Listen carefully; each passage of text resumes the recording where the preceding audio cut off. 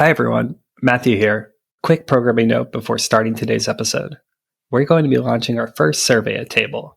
We're not collecting your personal and private data to sell you targeted ads about what to eat next. Instead, we're doing this for the benefit of you, our listeners. We hope to learn more about what you like so we can make content that's more suited to your interests. You can find the link to the survey on our website or in the episode show notes. Thanks, and now on to the episode. Welcome back to Feed, a food systems podcast presented by Table. I'm Matthew Kessler. And I'm Samara Brock. And in this season, we explore power in the food system. Who holds power currently? Does this need to change? And how do different people exert power to shape the food system we all depend on? When we first shared that we're exploring power in food systems, many people told us that you've got to look at the rise of corporate consolidation in agribusiness, and you have to speak to Phil Howard. Corporations are not out there creating a production and consumption system that they happen to profit from. They're actually sabotaging society to increase their power. And they're undermining our self-reliance and doing all of these types of things that, result in a food system that's much less equitable, much less resilient than it would be in a different type of political economic system. While this won't be our only episode on corporations, and it certainly won't be the only way that we're looking at power, we thought this conversation with Phil Howard was a great way to kick off a series. You may recognize Phil Howard's visualizations, where he maps the history of different food sector mergers and consolidation. He's produced these maps on the global seed sector, on the beer industry, and recently on investments in cellular meat, to name a few. Phil Howard is professor at Michigan State University in the Department of Community Sustainability, a member of IPES Food, the International Panel of Experts on Sustainable Food Systems, and author of Concentration and Power in the Food System, that investigates the question, who controls what we eat? We talk with him about the rise of concentration in organic food, how power is distributed within corporations, how farmers' prospects of staying small and diversified have diminished over time, and we'll dive right into the big question: whether a sustainable food system is compatible with capitalism. We'll soon talk about Phil's understanding of how power operates in food systems. But before that, Samara kicks us off with a more fundamental question. There's a lot of different ways that folks understand power. How do you think about it? Yeah, I think power is really complex, but a way to talk about it succinctly is the capacity to create foreseen effects on others. That can have a lot of dimensions, which can be difficult to uncover. It can be visible, invisible, hidden. So you have a book titled Power and Concentration in the Food System. So this is clearly a subject that you've been thinking of for quite a long time. But I was wondering if you could share a story of when you first started to understand how power operates in the food system. Yeah, I didn't really study the food system until I was a PhD student at the University of Missouri. And I worked with a professor named Bill Heffernan, and he's been studying these issues since the 1960s, starting with changes that were occurring in poultry in the U.S. And I got to tag along with him when he was talking to farmers in northern Missouri about these issues. And what was really striking is he would pull out a tow chain, big tow chain, and talk about how the top link represented farmers, the bottom link represented everyone who eats. But in between all these other links, he would talk about these different stages of the food system that were often hidden, things like grain collection, grain processing, animal feed, meat processing, distribution, retail. And he described, how few firms controlled every link in that chain, and he would name the names of the firms. And, one striking statistic in the U.S. is that just 4 firms control over 80% of beef processing. These 4 firms are Tyson, JBS, Cargill, and National Beef, who actually purchase and process over 85% of beef in the United States. There's a recent New York Times The Daily podcast on this topic. It also pointed out that in the 1970s, these 4 packers controlled only 25% of the market.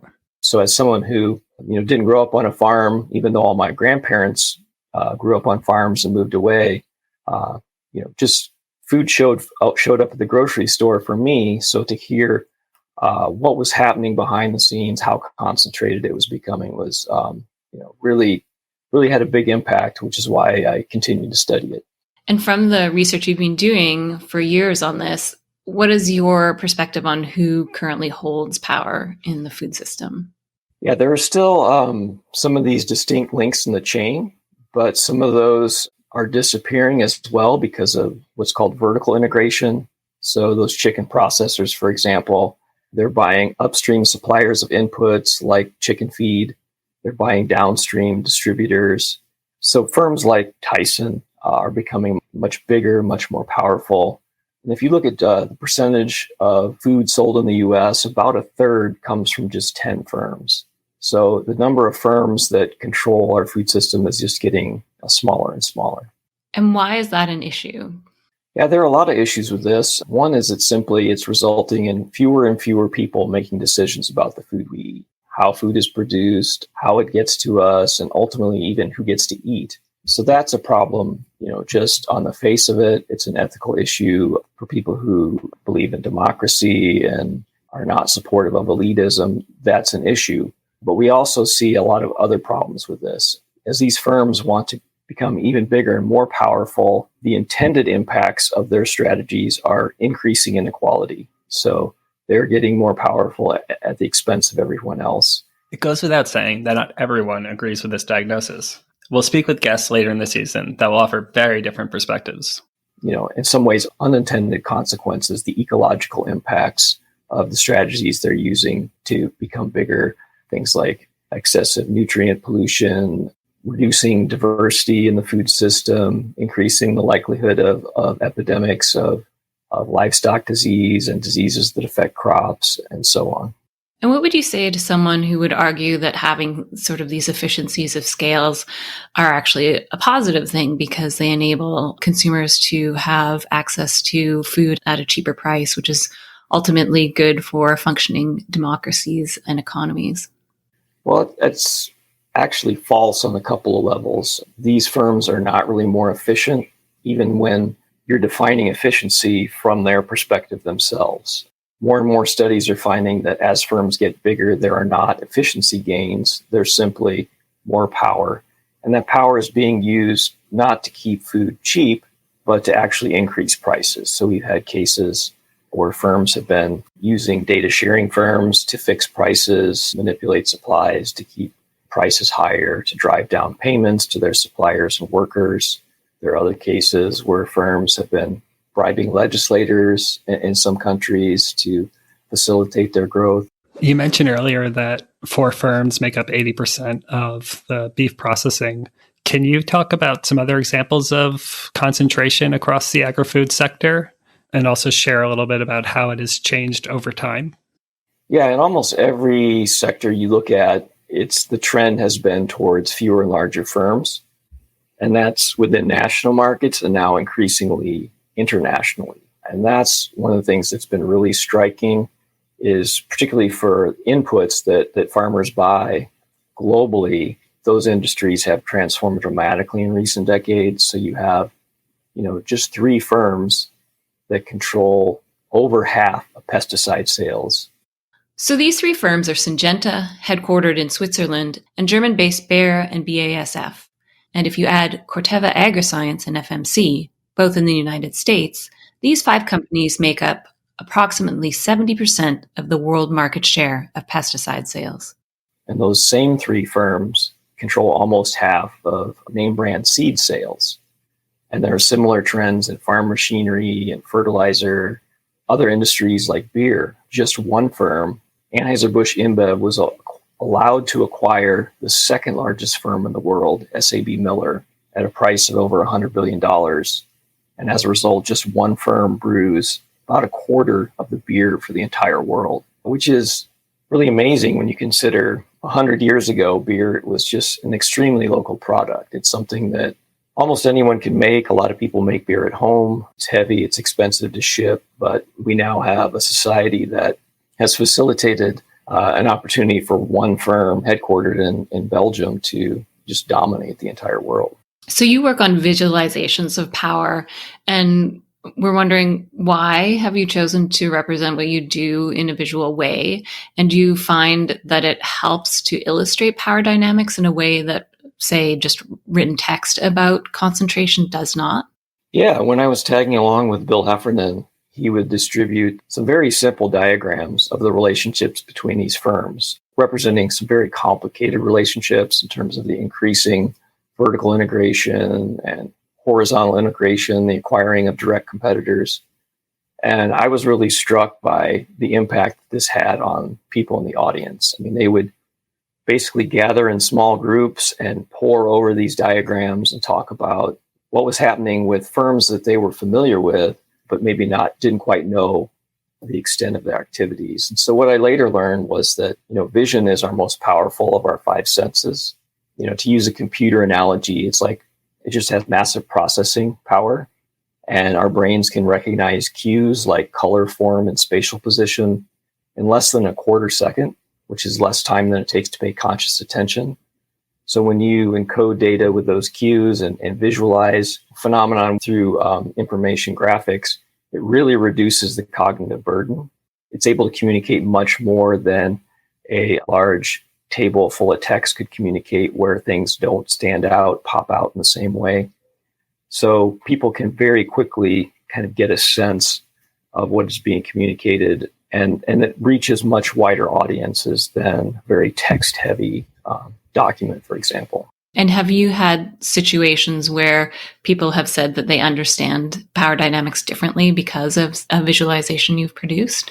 Yeah, what's been most fascinating to me is how many times I hear from people within these industries, because you see headlines, every few weeks, this ownership change, that ownership change. But until they look at a visual of just who is doing what all on the same page, they didn't really understand the scope of the changes within their own industries, even though it was something that they were keeping track of on a daily basis. And we'll link to some of these visuals that Phil has produced so you can have a sense of the impact of these images. This is also how I first learned of Phil's work nearly a decade ago. I saw a visual of consolidation in the seed sector and wanted to learn who was behind these maps. So I asked Phil if he remembered the first visual that he created. Yeah, I think the first one was I looked at organic processing firms and the changes that occurred after the National Organic Standard went into effect in the U.S., and just how quickly some of the largest food processors in the world moved in and started buying up firms. It also showed the catalyzing impact of venture capitalists, because venture capitalist firms would buy multiple pioneering organic brands within the same category, like say all bread firms.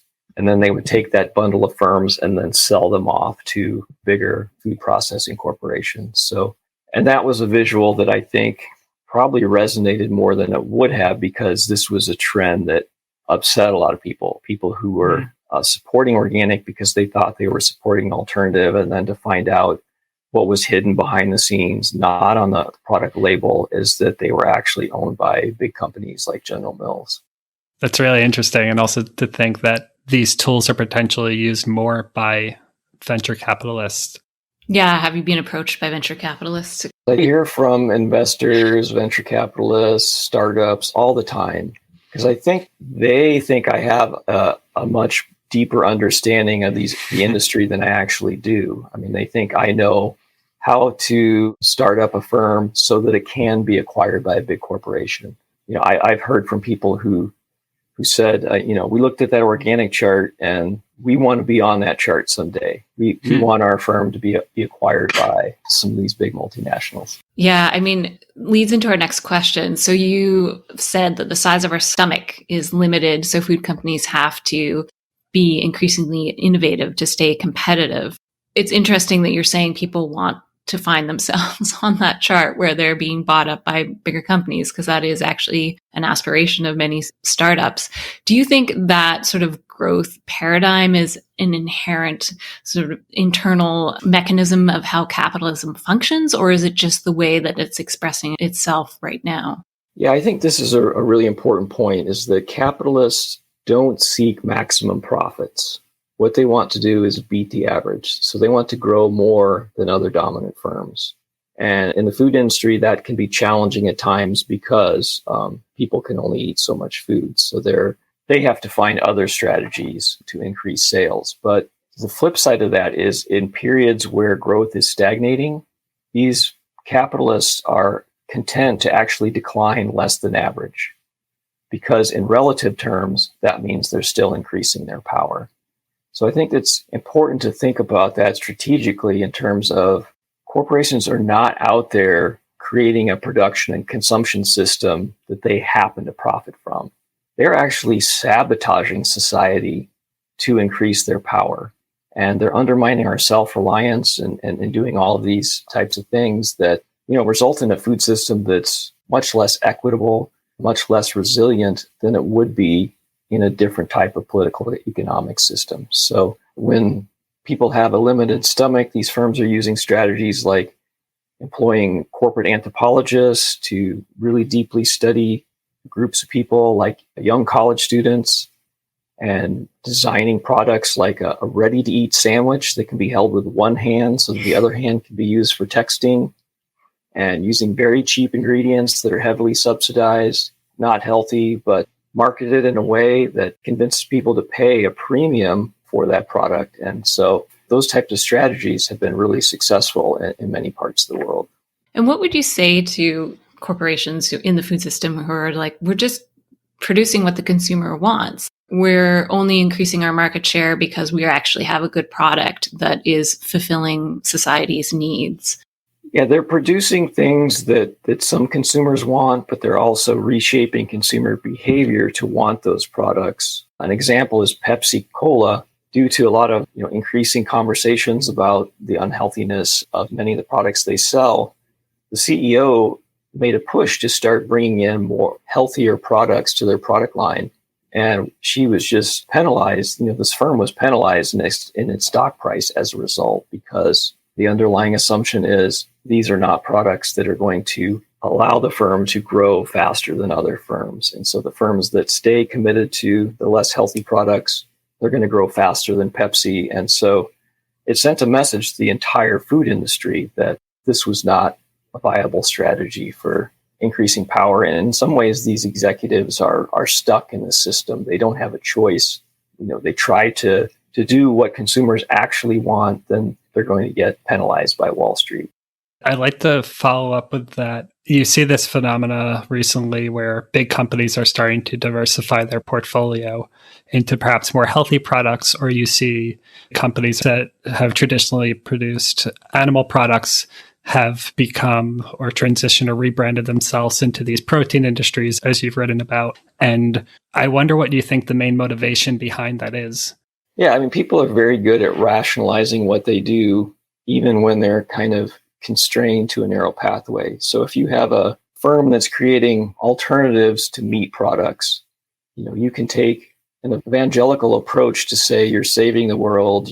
But if you're a publicly traded firm, you're really going to be pushing the same model of highly processed foods with a high profit margin, using very cheap ingredients.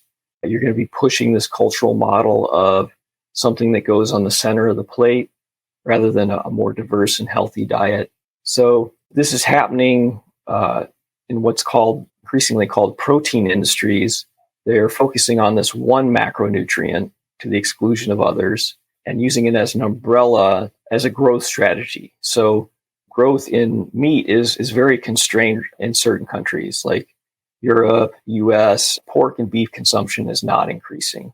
So growth opportunities can be found in industries that were previously outside of meat processing, such as aquaculture, these vegetarian meat alternatives.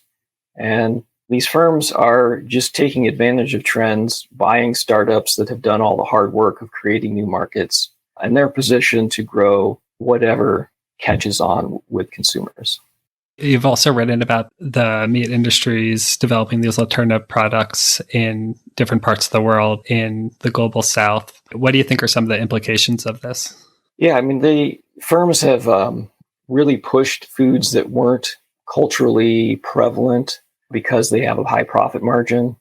So you see rapidly increasing consumption of dairy products in China, for example, increasing sales of meat products in other parts of the world. One label for this is the meatification of diets, even though it involves other animal foods like dairy.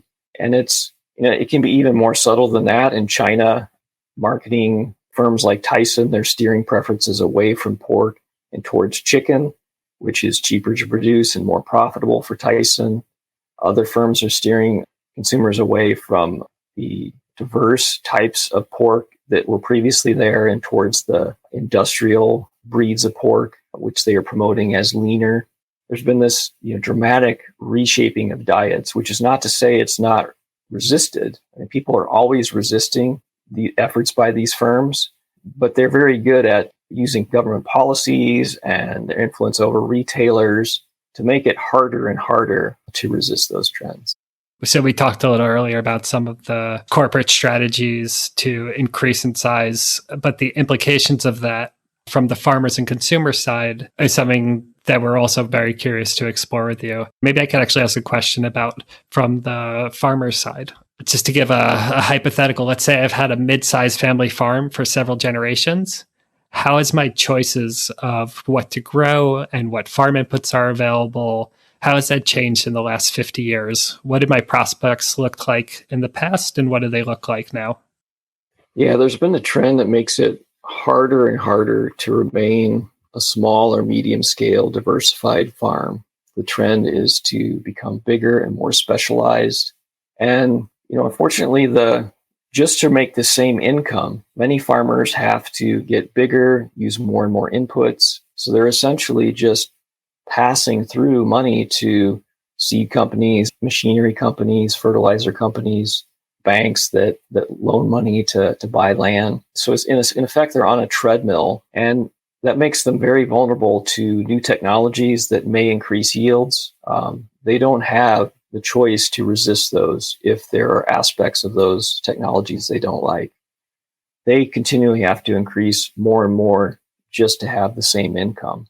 And then the choices are constantly being reduced as a result of these trends. So, for example, in the seed industry, Monsanto bought up 24 Midwestern corn and soybean companies in the space of a few years through a holding company called American Seeds Incorporated, and then proceeded to introduce their genetically engineered patented traits into the seed that was adapted for these regions. And many farmers were not even aware of this change because the brand of seed remained the same. The name of the seed dealer stayed the same. There was no indication on the websites of these firms that they had been fully acquired by Monsanto.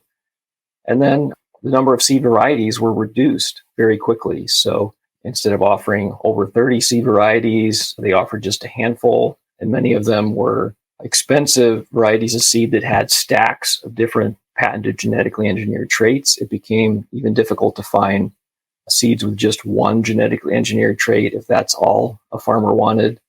It became difficult to find seeds that were not genetically engineered. A quick note here, we'll be speaking to Dr. Chana Prakash, Director for the Center of Plant Biotechnology Research at Tuskegee University, in Episode 3, to hear a different diagnosis of genetic engineering and who holds power in the food system. So this, structure makes it very difficult for farmers to make the choices they may want to make for ethical reasons. There are really incentives for them to do things that they don't even want to do, like over-apply nitrogen fertilizer, because they risk losing so much money if they don't. Knowing the impacts on hypoxia in the Gulf of Mexico, they still feel like they have very few choices in this type of system. I think that is one interesting reflection, that the farmers didn't even know that these changes were happening. That's a fairly strong demonstration of power when you can hide the breadcrumbs of your influence. Yeah, and it's the same for consumers. To take just one example, beer. A few years ago, I started decoding all the varieties of craft beer that were available in my area, who actually owned them, because more than a dozen have been acquired by big firms like Anheuser-Busch InBev and Molson Coors. So I went to 20 different retailers and just measured the shelf space taken by different brands and then who own those brands. And what I found was that on average, nearly 40% of the shelf space in the craft section had ownership ties to big brewers. And none of these were on the label. They were not apparent to consumers. So people who may think they're supporting an alternative to the big brewers, at the other end of the aisle, are actually, supporting the continued takeover of craft brewing by these big firms. So a positive thing is right about that time, the Brewers Association developed an independent craft label. And this label is now used by thousands of breweries in the U.S. so that consumers can very quickly identify that it doesn't have those types of ownership ties. And do you think that matters to consumers? It depends on the consumer and often the product. Craft beer is something where some consumers are really upset about these trends. When Anheuser-Busch InBev acquired Wicked Weed, which specialized in sour beers, there was a really strong negative reaction. A festival that Wicked Weed had sponsored every year, it fell apart as a result of that. I think there's also frustration that Anheuser-Busch InBev has actually run commercials during Super Bowls that mock craft beer drinkers the exact same time they're buying up these craft breweries. So it shows that the commitment to those craft values is not really there. I wanted to pick up on something you said before about the example you brought up about the Pepsi executive who actually wanted to change things. Often when we are talking about corporations, especially sort of in alternative food arenas, corporations are seen as or depicted as sort of this unified thing that has these objectives. But I'm curious to know, stemming from that Pepsi example, who has the power in these corporations? If you had to pinpoint the power actors, who is driving these objectives that corporations have? Yeah, there's a tension between the CEO, the board of directors, the shareholders. They all have a say in the direction of a firm. So ultimately, firms tend to react to other firms and imitate their strategies. So there are some degrees of freedom, like a firm like Costco, big food retailer, they can treat their employees well, and they will constantly be penalized by Wall Street for not following the Walmart approach by just treating employees poorly, paying them poorly. But they have some advantages as a result of treating their employees well that have compensated for Wall Street penalizing those values. So you see shareholders, they were the ones that penalized Pepsi, drove down the share price after introducing that strategy. Had that strategy been more successful, if society was at a point where there was more of a backlash against fast food and a willingness to buy Pepsi's versions of healthy products, and the sales numbers reflected that, then the shareholders would have driven up the price. So the thing about capitalism is it's so flexible. It's very adept at taking resistance to capitalism and co-opting it. So you have organic food is a good example. You have all these organic brands that are now part of these huge multinational food processors. The shareholders have limited power in some ways. When you look at shareholder resolutions that are trying to convince firms to offer products with less meat and things like that, they're not having a lot of traction right now. But as soon as those meat alternatives become more successful, they will have more traction. So looking at organics and other alternatives that are created to create sort of a different food system, but seem to follow this trajectory of just being bought up and incorporated into existing food systems, is there a better way to go about creating alternatives? It's really difficult. It's easy to say in hindsight what people in the organic movement should have done, because I don't think they anticipated how successful they were going to be. It took a long time to get to that point where they were 1% of food sales, and then the co-optation occurred very quickly. But I think one thing that everyone should keep in mind when building alternatives is to envision success and to build in barriers to capitalism. For example, a uniform national standard just facilitated these bigger firms to enter the industry.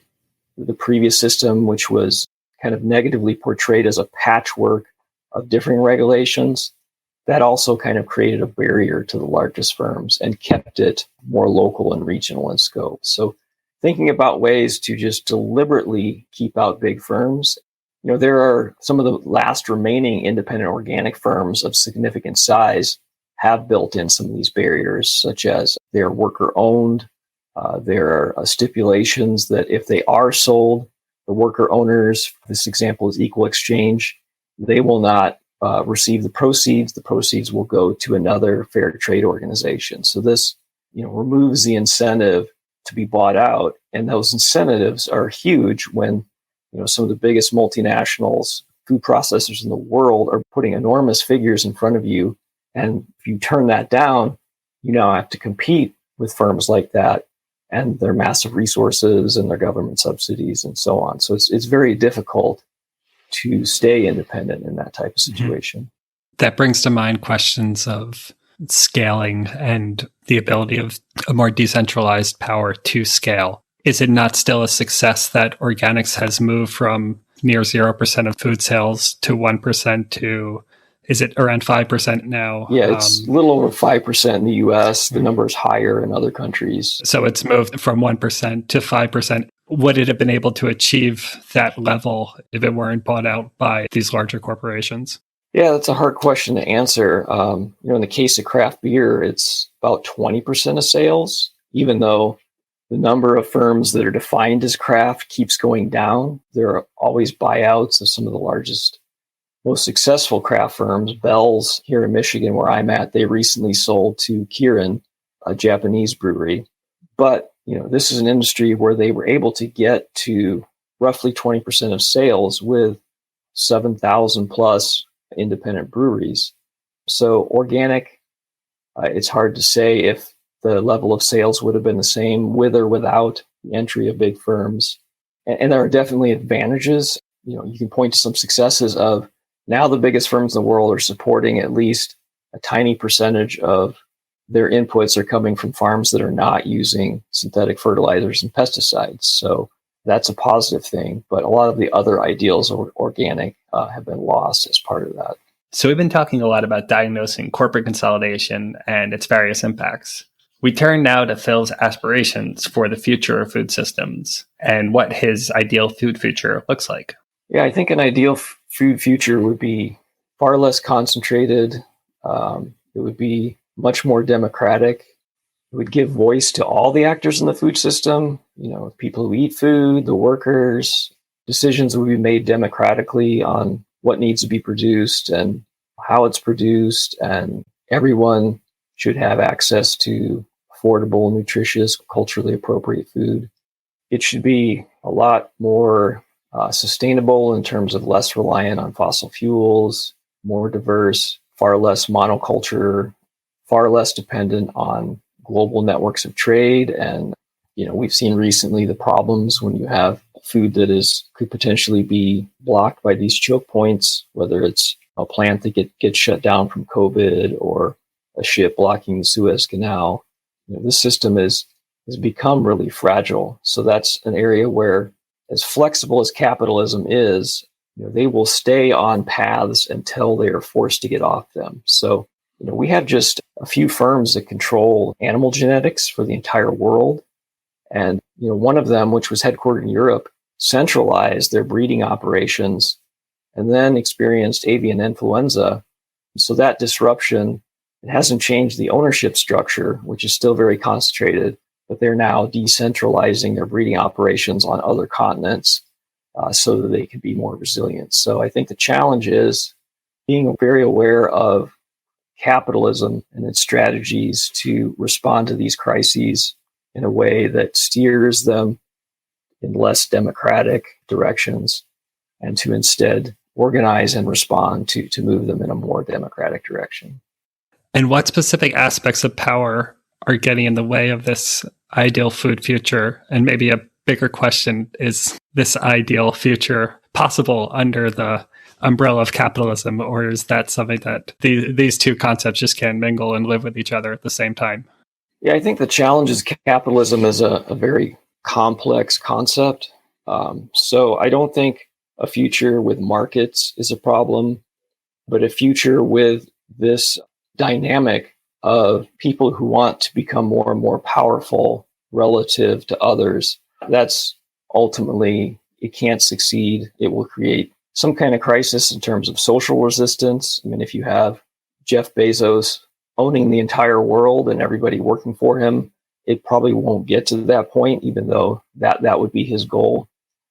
So I think a challenge is recognizing very clearly the role of governments in facilitating these trends and not expecting that a well-designed policy can actually turn this around, because in the current system, those policies are going to be undermined, co-opted, and actually just turn to the advantages of the big firms very quickly. So we have to gain back control of governments so that these decisions are not made top-down. We can't expect that governments, which are intertwined in this political economic system of capitalism, to actually respond to what people want unless there's tremendous pressure. So clearly some people have too much power and some people don't have enough. Can you sort of outline who it is that has too much power, who doesn't have enough, and how we might go about shifting those dynamics? Yeah, you have a very small number of billionaires in the world who have increased their wealth very rapidly in the last 2 years during the COVID crisis. They have far too much power. And I think a lot of people recognizing that. And then there are people who don't have enough to eat, don't have adequate shelter. Those are people who really lack power. And so that, there are the people who are in between that are best positioned to change the system. The top 10% of every population, they're in positions where they would have to give up some power, but ultimately they would be better off in moving to a system that is better for everyone. So if you were king of the food system, or I guess the democratically elected representative of the food system, what is one change you would make that you think would enable the kind of changes you would like to see? Yeah, I wouldn't want to be in that position because it's, but I would want to convince other people that one strategy that we need to focusing on is removing the subsidies to the big corporations. Some of them are direct, but many of them are hidden. And without those subsidies, these firms would be far less powerful. And perhaps the last question, is there anything you're undecided about and thinking about how power operates, something that's still you're puzzling about and not sure which direction it should go? Well, I think there's so much that's hidden, and we have these rare cases where it comes to light. For example, JBS admitted to bribing thousands of politicians in Brazil to facilitate government loans to acquire big meat processors in US, Europe, Australia. It would have been so easy for that not to come to light, to not know what happens behind the scenes and how power operates. And, we know that the boundaries between big firms and top politicians are not as distinct as we think. There's a revolving door between private business and industry and very similar worldviews, but there's so much of those dynamics that isn't well known. It's very challenging for researchers and journalists and citizens to study these things, but I think more and more of these are coming to light. People are releasing documents like the Panama Papers and exposing more and more of how power operates behind the scenes. Thanks so much for speaking with us, Phil. Yeah, thanks for having me. Yeah, that was super interesting. Thanks, everybody, for listening. That wraps up another episode of Feed, a food system podcast. If you enjoyed the episode, please let us know by rating and reviewing on Apple Podcasts or wherever you listen. And as we said at the top of the episode, we're launching a survey to learn more about you, our listeners. You'd be doing us a huge favor. You can fill it out by going to the link in our show notes. Another way to learn what Table is up to is by subscribing to our newsletter, Fodder, or following us on social media. We're at Table Debates across all the platforms: Twitter, Facebook, LinkedIn, and our recently launched Instagram account. You can also get in touch with us on Table's community forum or emailing us directly to podcast@tabledebates.org. Table is a collaboration between the University of Oxford, Swedish University of Agricultural Sciences, and Wageningen University. This episode was edited and mixed by Matthew Kessler with valuable feedback from the extended Table community. Join us in 2 weeks as we speak with Julie Guthman, a food geographer currently researching Silicon Valley's power to shape the future of the food system.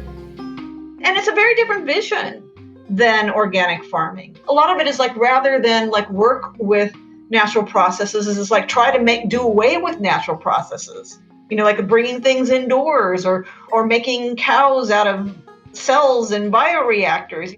And so obviously it depends on what we mean by sustainability, because clearly they have a different idea of sustainability.